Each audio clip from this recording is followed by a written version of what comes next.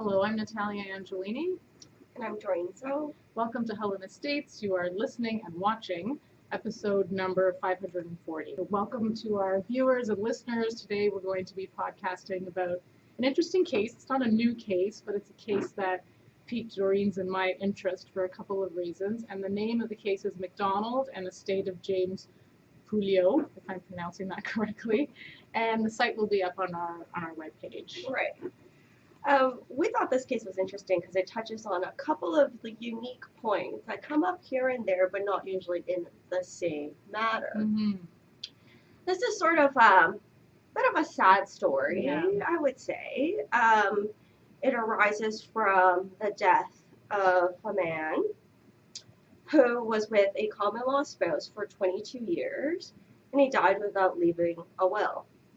And he had one son. And then you can imagine who the parties are.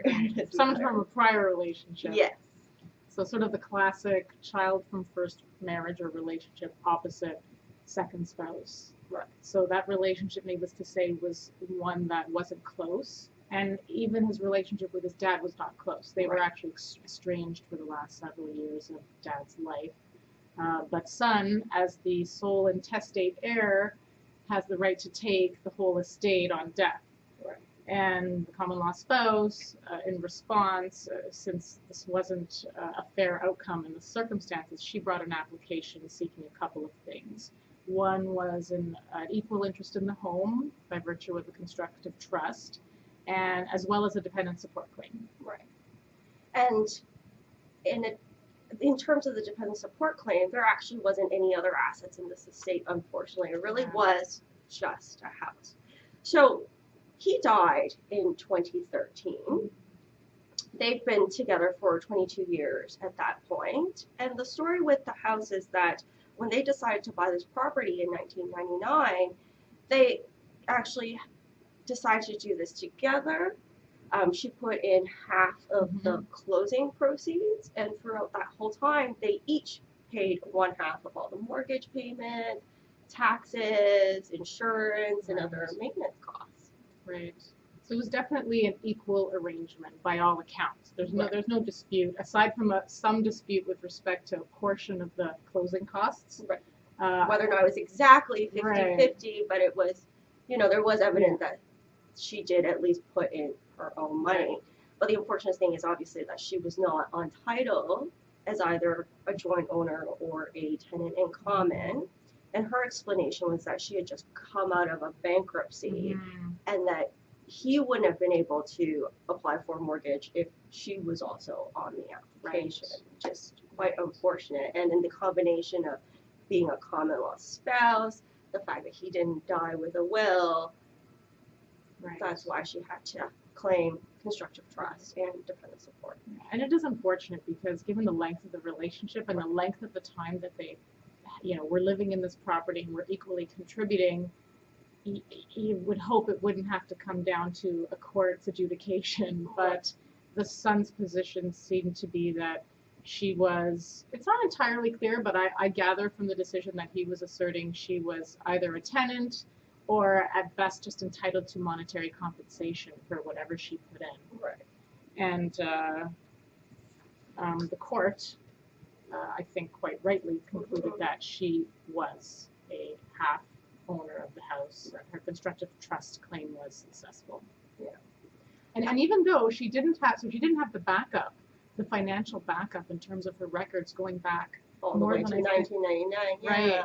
It was just, I think, 3 years worth, but the court was satisfied with that. Right. Yeah. It's interesting to bring that up because that was sufficient corroboration in that case for the court. And I think the uniqueness about this whole application is also that nobody was cross-examined on their affidavit. So it kind of just all the evidence went in unchallenged, and the court was able to sort of hang her hat on what was in front of it. And that must have been, I would imagine, because it was, I think both sides are of such modest means, and this kind of file just couldn't, I guess, justify the expense of proceeding with cross-examination, I would imagine. Yeah.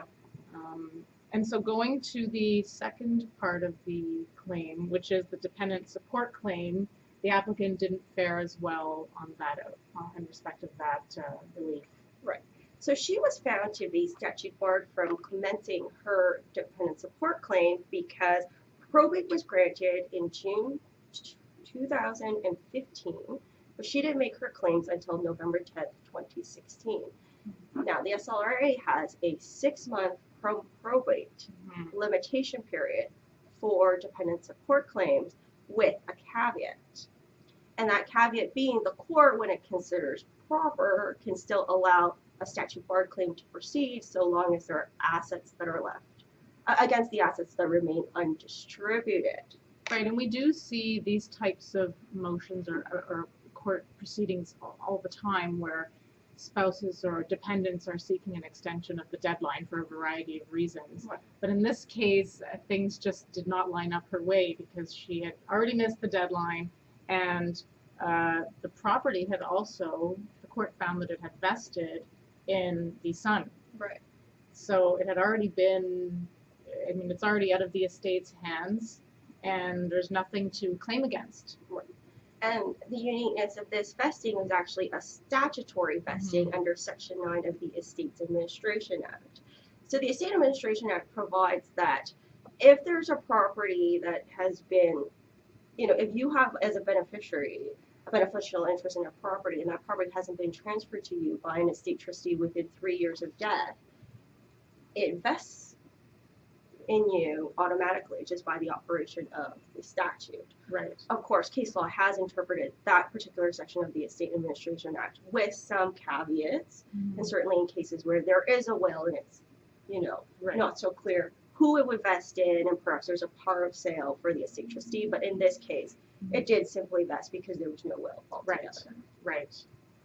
And so I guess the outcome is you've got two people who are not simpatico, equal ownership interest in this property. So, and she, as far as we know, was still living in the property post-death, and I think at the time of the application hearing. So who knows how practically that will unfold, if there's going to be a partition and sale application or whatever kind of arrangement needs to be put in place. But it's not an ideal outcome for two parties who, I guess, in best case scenario, are, I guess where you're fighting over one physical asset, this was the cleanest outcome.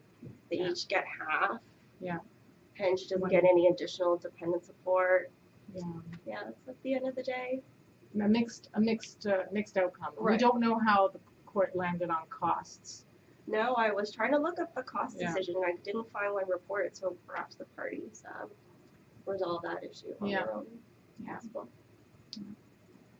So unless we've got any other thoughts, I think that concludes our podcast on this topic. I don't have any other thoughts on this decision, but I just want to congratulate you, Natalia, on making partner at our firm. Thank you so much. Thank you. It's a happy time. So with that, this concludes our podcast. Until next time, we want to thank you for listening and for watching. I'm Natalia Angelini. And I'm Doreen. So should you have any questions, please email us at webmaster@howlandhall.com or leave a comment on our blog.